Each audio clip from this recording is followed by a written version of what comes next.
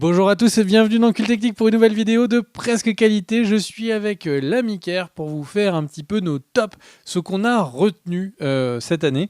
Alors, on va chacun donner 5 films ou séries qui nous ont plu le plus dans l'année. Et pour commencer et pour dire bonjour, comment ça va, mon cher Kerr ? Eh ben, ça va super bien, mon cher Greg. Bonjour à tous. Alors, en effet, un bilan de 2023, j'avais hâte. Moi, cette année 2023, mon cher Greg, moins de séries, je trouve, mais beaucoup de films. Donc, j'ai hâte de vous parler de tout ça. Je vais commencer en me contredisant avec mon premier top. Et c'est une série, on en a déjà parlé sur la chaîne, donc je vais faire très vite, mais c'est Ted Lasso, série d'Apple TV+. 3 saisons avec Jason Sudeikis notamment, qui joue Ted Lasso. Un casting vraiment brillant dans cette série comique. Sur le monde du foot, c'est quoi Ted Lasso ? C'est en gros, Ted Lasso est un entraîneur de foot américain qui est en train de passer un mauvais moment avec sa compagne, donc du coup il part en Angleterre, il devient entraîneur d'une équipe de Championships, donc la seconde division anglaise de football, lui qui ne connaît absolument pas rien au foot. Il est donc à Richmond, il est accompagné de son adjoint coach, donc le coach Bird, qui était lui aussi du foot américain. Il découvre le foot, ils sont complètement perdus. Si vous aimez le foot, c'est complètement surréaliste, mais ça n'a aucune importance. C'est une série qui a un casting en or avec des personnages qu'on va apprendre à adorer sur 3 saisons. C'est une série qui est très drôle, qui est très touchante, qui m'a beaucoup plu la saison 3 et qui conclut la série. Et vraiment une grande réussite. J'y ai découvert l'acteur Brett Goldstein que j'adore, qui joue Roy Kent, qui est l'équivalent de Roy Keane pour les amateurs de football, et qui est vraiment brillant. Juno Temple, que j'avais découvert il y a de nombreuses années, revient là dans un rôle où elle est vraiment géniale. Anna Waddingham, pardon, aussi très très bien. Enfin, le casting est super. L'histoire, c'est vraiment très touchant, très drôle. C'est un bonbon, cette série. On en avait déjà parlé dans une vidéo où on parlait d'autres séries comme From, par exemple. Donc je vous invite vraiment à regarder cette vidéo, mais surtout je vous invite à foncer sur Ted Lasso. Ça va vous faire un bien fou. Vous allez rire, vous allez pleurer, vous allez adorer ces personnages. Voilà pour mon premier top de l'année 2023, mon cher Greg. Le ton est donné. À toi, quel est ton premier top ? De quoi veux-tu nous parler en premier ? Alors, de mon côté, moi j'ai fait du 5e au premier. Ah, moi, j'ai pas classé, Et moi. du Moi, coup, j'ai fait... c'est ce truc qui est encore plus dur de se dire mais qu'est-ce que j'ai préféré de l'un à l'autre. Et donc dans mon numéro 5, eh bien, si tu as bien aimé Ted Lasso, et j'ai l'impression que tu as bien aimé Brett Goldstein, et tu dois bien aimer Bill Lawrence, qui est un des Tout co-créateurs à de fait. Ted Lasso, eh bien tu devrais bien aimer, ou adorer même, la série dont je vais parler, qui est Shrinking, qui est donc mon numéro 5. Shrinking, c'est créé par Brett Goldstein, Bill Lawrence et Jason Segel. Alors Jason Segel, c'est pas celui qui fait du kung-fu, ça c'est Segal. John Segel, c'est le très grand dans How I Met Your Mother.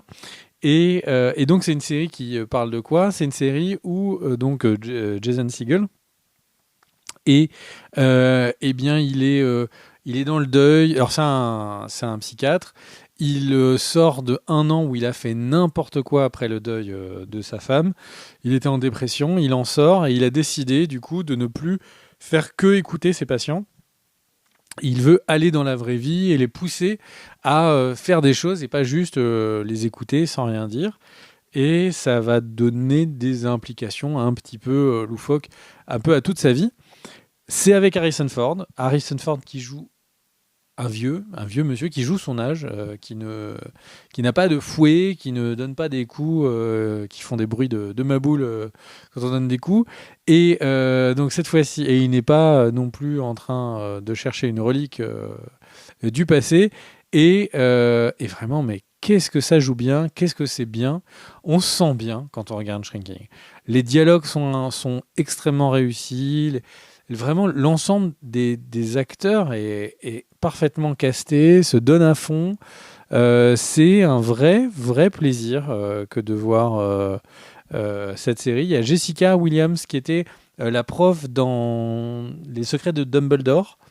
et qui jouait la prof anglaise de défense contre les forces du mal ou un truc comme ça, et qui déjà jouait très bien dans le film, et là, qui est impeccable. Voilà, un film, enfin une série que je ne peux que vous recommander.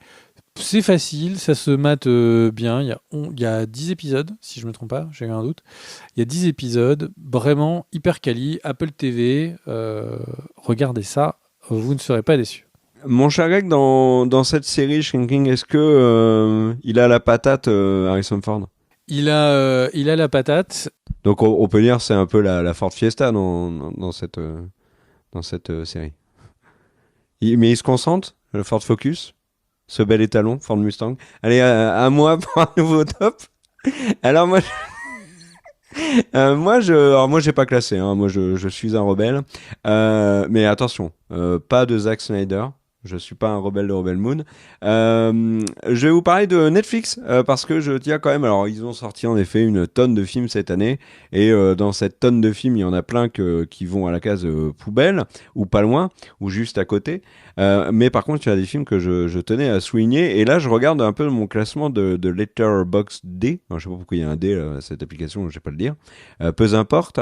Et je vois que dans mon top 20 il y a quand même beaucoup de Netflix. Hein. Il y a celui dont je vais vous parler, mais il y a aussi Nimona par exemple, il y a Ballerina, The Killer, ils ont Léo, enfin pas que dans mon top 20, mais là j'ai vu une grosse centaine de films cette année, The Pale Blue Eye par exemple avec Christian Bale. Enfin, il y avait des bons films sur Netflix cette année. J'ai pas encore vu Maestro de Bradley Cooper. Mais celui dont je voulais vous parler, c'est Le Monde après nous. J'ai été très triste. Enfin, très triste, tout est relatif, mais assez déçu de voir que le film soit rejeté autant. Donc le film par le créateur donc de Mr. Robot, avec Julia Roberts, avec Ethan Hawke, avec Mahershala Ali, on a massacré son nom, désolé. Donc voilà, un casting, et un beau casting, un film qui a beaucoup fait parler et que moi j'ai trouvé absolument brillant. Brillant parce que c'est typiquement le film qui ne te propose pas ce que tu attends d'un divertissement bête et méchant, mais qui va aller te titiller, qui va soulever en toi des questions. Alors, le film est adapté d'un bouquin qui fait exactement la même chose. L'idée, c'est quoi? C'est l'apocalypse à travers le regard de gens comme vous et moi.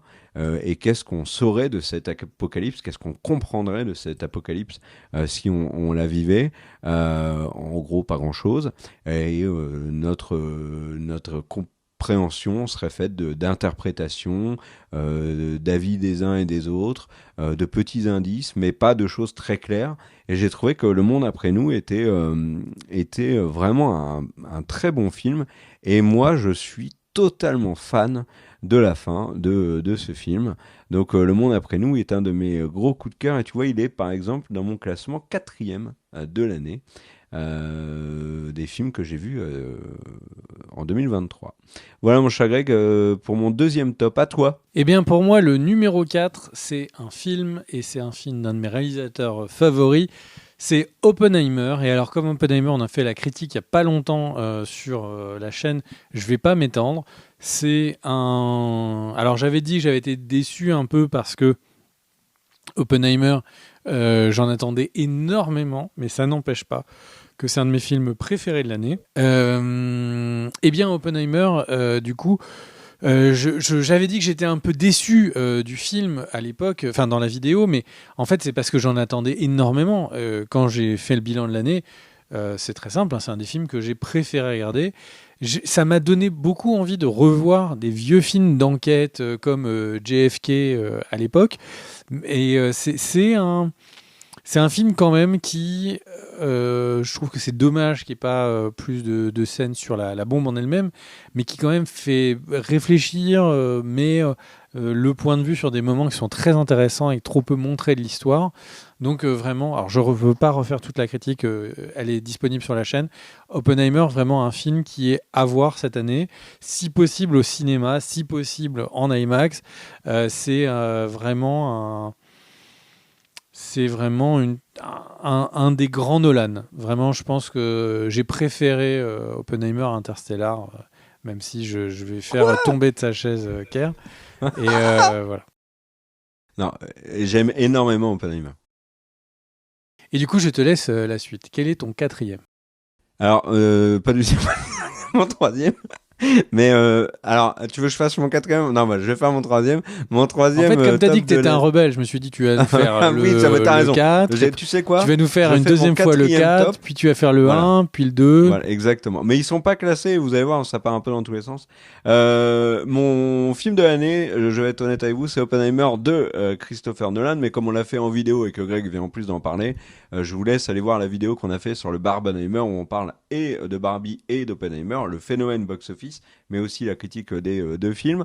Et du coup, j'ai pas envie de parler d'Oppenheimer, j'ai envie de parler d'un film dont on n'a jamais parlé sur la chaîne et qui est à l'heure où je vous parle, mon deuxième film qui m'a le plus touché en 2023, qui s'appelle Je verrai toujours vos visages, un film réalisé par une réalisatrice française qui s'appelle Jeanne Henry, avec un très solide casting.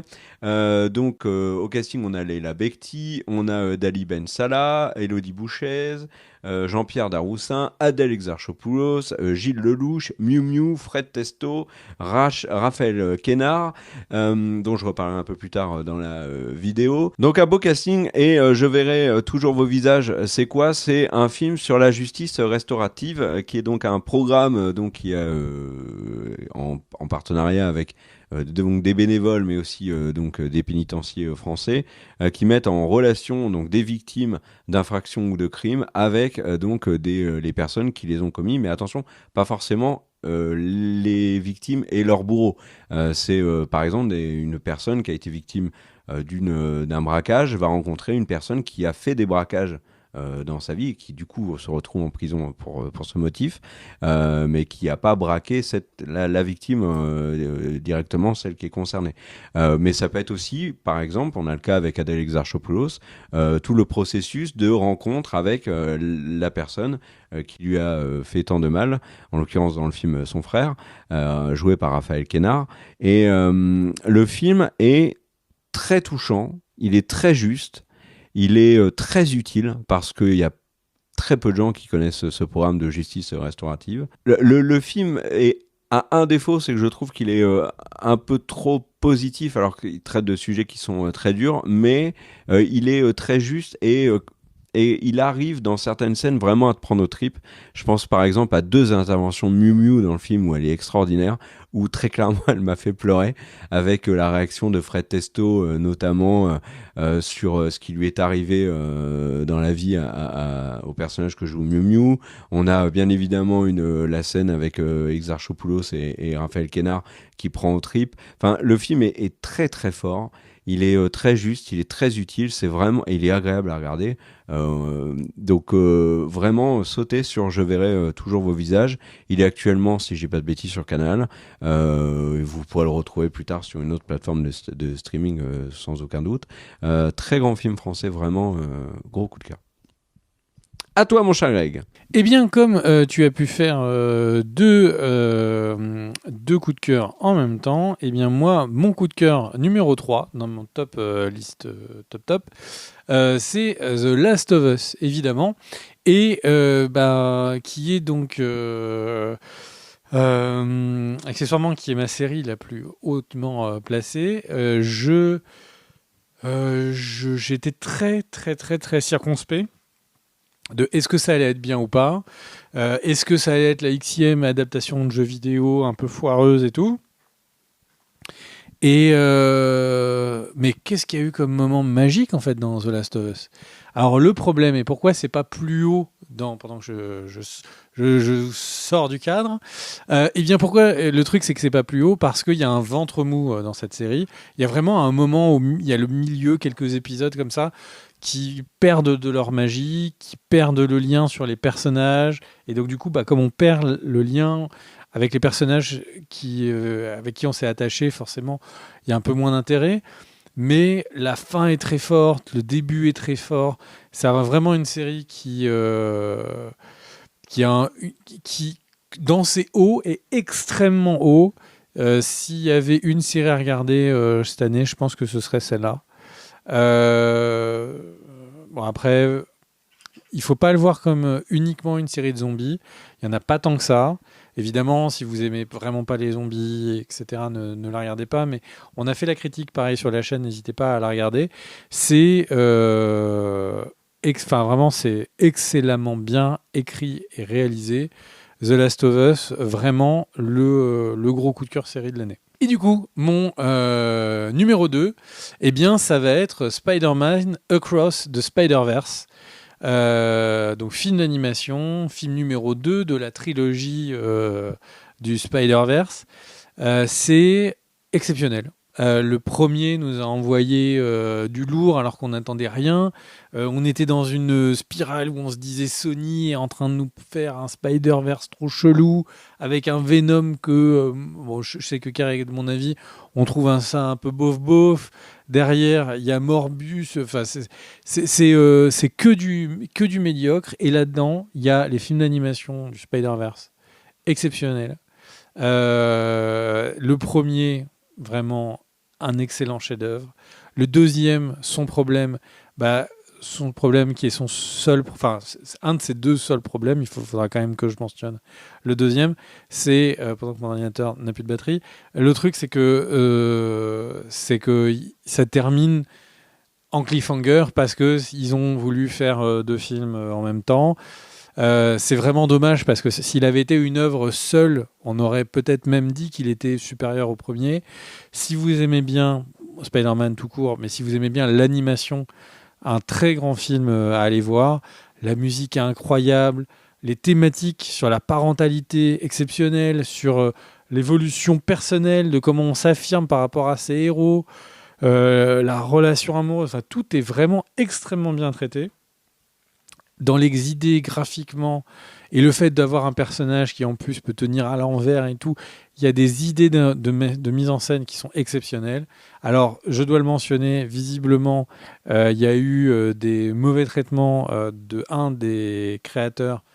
En tout cas, il y a des accusations en ce moment qui laissent à penser que les gens qui ont fait le film n'ont pas autant kiffé que nous qui allons le voir au cinéma pour le faire, enfin pour le voir. Donc effectivement, il faut en parler, mais la claque. Et alors là, si vous avez la chance de le voir au cinéma, sautez dessus. Mais vraiment, une claque de ouf. Et regardez-le pour être prêt pour le 3 quand il sortira. À toi, mon cher Kerr. Alors, mon quatrième top de l'année, alors je te rejoins, Across the Spider-Verse, très chouette film, mais j'ai moins aimé que le premier. Mon quatrième top que j'avais envie de citer, c'est le cinéma indé, parce que il y a, alors à l'opposé, on a Hollywood qui nous pond des gros blockbusters qui, globalement, en dehors de quelques exceptions, m'ont beaucoup déçu. Je trouvais que dans le cinéma indé cette année, comme chaque année d'ailleurs, mais il y a vraiment eu des perles. Du coup, je vais citer très rapidement Saltburn par exemple, mais j'en ai parlé dans la dernière vidéo news. Fingernails sur Apple TV+ avec Jessie Buckley que j'ai énormément aimé. Il y en a que j'ai pas vu encore, hein, que j'aurais certainement cité comme Anatomie d'une chute bien sûr, Past Lives ou How to Have Sex. Il y a un film quand même que je veux citer qui est anglophone. Qui est une petite claque qui s'appelle After Sun, qui a été réalisée donc par Charlotte Wells avec Paul Mescal. Paul Mescal, vous allez en entendre parler, c'est le héros du prochain Gladiator, avec également Frankie Corio qui joue sa petite fille. C'est un moment de vie. Ce film After Sun, c'est beau, ça part de rien, c'est les vacances en Turquie, des vacances pas féeriques, entre un père séparé et sa fille. C'est un moment de vie, c'est plein de poésie. Tu sens que il y a un truc entre ce père et que ce moment de vie là est nostalgique pour la fille. Et en fait, ce film te prend et il est vraiment plein de mélancolie. J'ai trouvé ce film magnifique. Il est très très souvent cité dans les grands films de l'année et c'est mérité. Et côté français, on a aussi eu des trucs très sympas, et c'est l'occasion pour moi de citer Raphaël Quénard, que j'ai évoqué plus tôt, qu'on avait évoqué, mon cher Greg, dans la vidéo qu'on avait fait sur Sentinelle, avec Jonathan Cohen, c'était l'acteur qui avait l'accent un peu bizarre, mais Raphaël Quénard a eu une année 2023 exceptionnelle, entre Chien de la Casse, Yannick bien sûr, etc. Il a fait plein de films cette année, et pour moi c'est un très grand acteur en devenir, et c'est vraiment le héros du ciné français en 2023. Donc voilà, pour mon top 4 sur le truc indé. Pour toi, tu penses que c'est vraiment un des futurs grands acteurs du cinéma français? Le futur Depardieu, on pourrait dire. L'exemple n'est peut-être pas bon. Mais par contre, vraiment, Raphaël Quénard, si tu regardes sa filmo de 2023, Sentinelle, c'est vraiment le film où... Alors, il surclasse, hein, tout le monde dans le film, on l'avait dit dans la critique, mais c'est de très loin son moins grand film. Il a joué dans Jeanne du Barry de Mai Wen, il a joué dans Cash, qui a été un des jolis succès de Netflix. Dans Chien de la Casse, il est très bon. Dans Yannick, il est excellent. Vraiment, c'est un très très bon acteur. Vraiment, voilà. Quel est ton top 1 ton top 1 avant de faire mon top 1 comme... tu veux que je fasse... parce que moi, c'est moins important que ton top 1. Disons-le clairement. Mais je peux le faire avant toi. Ne te sous-estime pas, ne te dévalue pas. Non, mais moi, c'est pas mon. Moi, vu que j'ai pas fait de classement, du coup, et en plus, j'ai envie de savoir ce que t'as mis en top 1. Donc, je fais rapidement mon dernier top. Donc, ça va être mon 5e top de l'année. Je voulais féliciter Netflix pour la qualité de certaines de ses productions animées. Alors, on a déjà fait une vidéo notamment sur les différents animes Netflix qui étaient sortis plus tôt, etc. Là, moi, je vais m'attarder sur 2 longs métrages qui m'ont étonné cette année. Le premier, c'est Léo, doublé par Adam Sandler et Bill Burr. C'est un caméléon et une tortue qui sont des animaux de compagnie dans une classe. C'est très chouette. Ça casse pas 3 pattes à un canard, mais par contre c'est très très efficace et vraiment c'est un très chouette film animé pour fin d'école primaire, collège, lycée et après. Et l'autre film qui est pour moi une très grosse surprise, qui a d'excellentes critiques et c'est mérité, c'est Nimona, qui est une vraie perle. Le film est très beau, il est rigolo, il a un scénario qui est étonnant et c'est assez rare d'avoir un scénario aussi étonnant dans un film animé destiné à un public plus jeune. Donc Nimona pour moi c'est très clairement le film animé on va dire enfant de l'année. Alors après pas pour les plus jeunes. Mais fin primaire, collège, lycée, il n'y a aucun problème. Vraiment très très réussi Nimona, donc je vous le conseille chaudement. Voilà, c'est quoi ton top 1 mon cher Greg ? Donc comme je le disais, mes mentions honorables avant de passer sur le top 1. Ah, tu veux faire tes mentions honorables avant le... Ok. Alors moi je voulais mentionner, parce que vraiment je ne m'y attendais pas du tout, One Piece la série. Je pensais que ce serait naze de ouf et c'était sympa. Et il y a eu tellement de live-action, adaptations d'animes qui ont été une catastrophe que là, d'en avoir un qui est pas mal, franchement, bah, c'était cool. Donc One Piece, la série, bonne surprise. Autre mention honorable, une série d'animation plutôt... Non, ce n'est pas l'ami de Mickey, comme va dire Kier dans 2 secondes. La série, plutôt, qui est une série... Alors, Pluto n'est pas l'ami de Mickey, c'est Dingo l'ami de Mickey. Pluto, c'est le chien de Mickey. Et c'est génial, j'ai pu faire la réplique de la Cité de la Peur. À toi.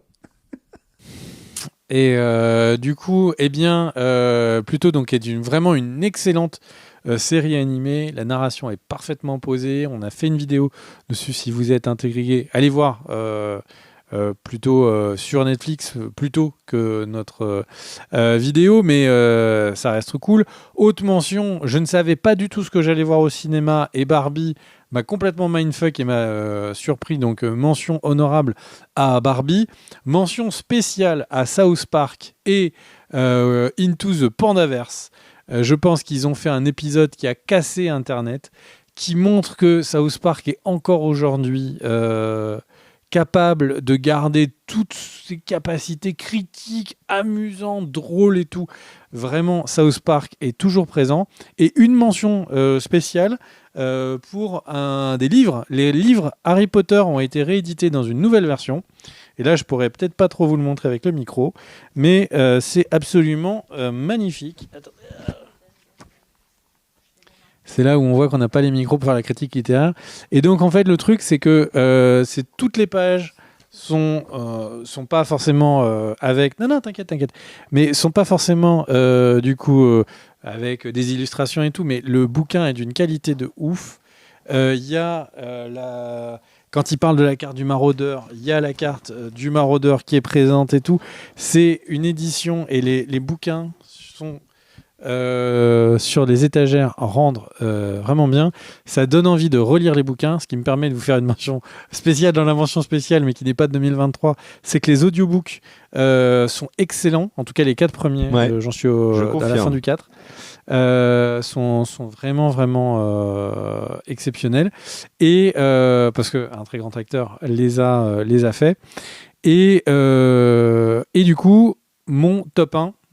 Top 1. Je fais mes mentions avant du coup et on termine avec ton top 1. Eh bien, si tu le veux, vas-y mon petit gars. On terminera avec le must pour toi.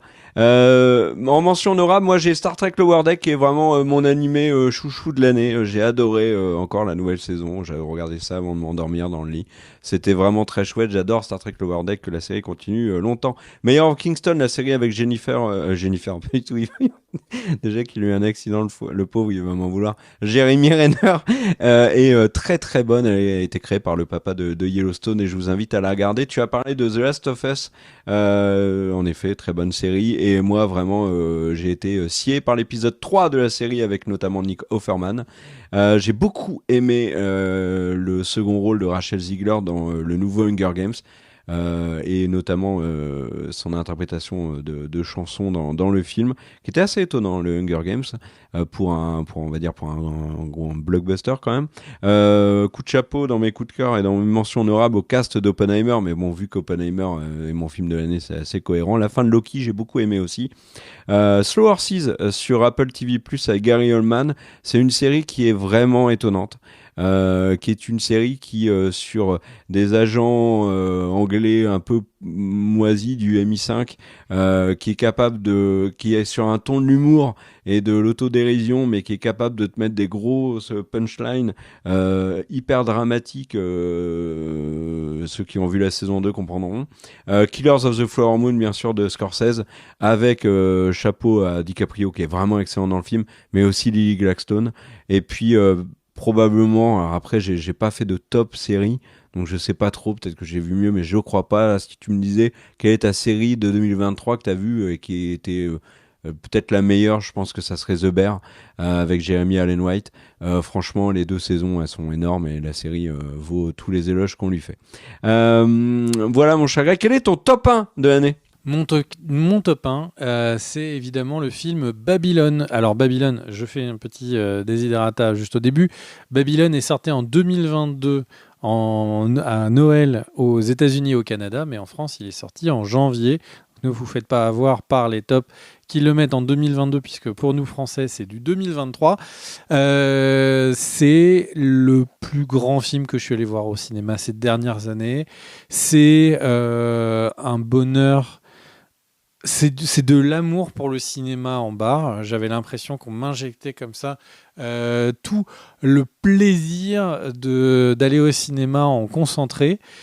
C'était incroyable comme expérience. Le film dure, mais en fait le truc c'est que l'attente, l'ennui qu'il peut y avoir par moment est utile au film. Les acteurs jouent bien. C'est un film où on rigole, on est triste, on est ému. Le film est total. Y a tout. C'est un extraordinaire film. Je ne vois aucun film au-dessus de ce film cette année. C'est vraiment, c'est un coup de foudre, quoi. J'ai adoré ce film.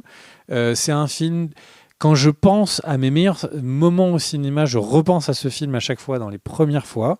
On n'arrête pas de dire que le cinéma est mort, qu'on est dans les mauvaises années du cinéma, que du coup il y a moins de chances, comme il y a les films mid-budget qui n'existent pas, il y a moins de chances pour les nouveaux réalisateurs et talents d'apparaître. Damien Chazelle est le contre-exemple. Damien Chazelle, il fait Whiplash, il enchaîne avec La La Land, et quelques années après, il nous fait Babylone. C'est incroyable. En plus, on a l'impression, quand on voit Babylone, c'est comme si il était hanté par les thèmes musicaux de La La Land, et ça sert à Babylone. C'est des acteurs qui sont oufissimes. Vraiment, quand on prend Margot Robbie, elle prend des risques de psychopathe dans ce film. Elle n'a pas besoin d'aller passer pour une timbrée, se foutre à poil dans des scènes lubriques et tout. Enfin, Brad Pitt se fait passer pour un espèce de vieux ringard. Enfin, les acteurs n'ont pas peur de prendre des risques, le réalisateur n'a pas peur de prendre des risques. Enfin, c'était une énorme claque. Je ne peux que vous souhaiter de l'apprécier autant que moi. C'est du cinéma, il y a des gens qui vont détester, aimer, etc. Je ne peux que vous souhaiter de le voir et de prendre autant une claque que j'ai pu l'avoir quand j'ai vu ce film. C'était un kiff, mais intersidéral. Et évidemment, mon top 1. Mais alors vraiment, je mets mon top 4, 5, nanana, et enfin, plutôt dans l'ordre 5, 4, 3, 2. Et je mets le 1 très largement au-dessus du reste. Exceptionnel, hein, grandiose, fou, enfin voilà. Un film à voir. C'est un des derniers gros films de 2023 que j'ai pas vu, avec Anatomie d'une chute. J'ai vraiment hâte de le voir, parce que je le verrai avant la fin de l'année. Et tu m'as donné encore plus envie de le voir. Et ben si cette vidéo a servi que à ça, c'est déjà bien. Et du coup, comme d'habitude, je vais te laisser le mot de la fin, mon cher Kerr. Eh ben merci mon cher Greg, merci à tous d'avoir regardé la vidéo. N'hésitez pas à dire dans les commentaires ce que vous avez aimé cette année, ce que vous nous conseillez. Voilà, en 2023. Merci aux tipeurs pour votre soutien. N'hésitez pas à vous abonner à la petite cloche vers le haut pour avoir les notifs. Et on vous souhaite à tous et à toutes une bonne fin d'année ou début d'année si la vidéo sort en 2024. Voilà. Ou sinon une bonne année 2025. Faites comme vous voulez. À bientôt, ciao.